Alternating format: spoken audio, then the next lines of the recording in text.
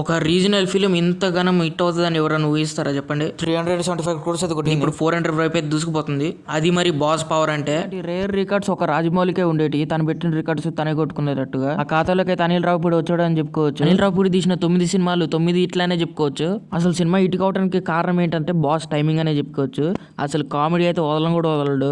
ఇంత కూడా గ్యాప్ ఇవ్వకుండా వస్తూనే ఉంటది కామెడీ. ఈ మూవీ అయితే బ్రేక్ విన్ అయితే టార్గెట్ కంప్లీట్ అయిపోయింది. ఇంకా ప్రాఫిట్స్ లోకి ఎంటర్ అయిపోయింది. సంక్రాంతి అయిపోయి ఇంకా వారం అవుతున్నా కూడా ఇంకా బుకింగ్స్ అయితే మామూలుగా లేదు. థియేటర్లు అయితే నవ్వులు ఉంటాయి ఈ సినిమాకి వెళ్ళిన వాళ్ళకైతే. ఈ సినిమా ఇంత పెద్ద బ్లాక్ బస్టర్ కావడానికి ఇంకో రీజన్ వచ్చేసరికి సాంగ్స్ ప్లేస్మెంట్ అయితే బాగుంటది. ఇప్పుడు వచ్చే సినిమాల్లో అంటే సింక్ లేకుండా వస్తాయి సాంగ్స్ అయితే, కానీ ఈ సినిమాలో అయితే సింక్ ఉంటది, కొంచెం మీనింగ్ కూడా ఉంటది. ఈ సాంగ్స్ ఎందుకు వచ్చినాయి బాబు అంటే ఎంతైనా బాస్ కదా ఆ మాత్రం ఉంటది. మరి తెలిసినంత వరకు అయితే సంక్రాంతి విన్నర్ వచ్చేసరికి మనశంకర్ వరప్రసాదే అనుకుంటా.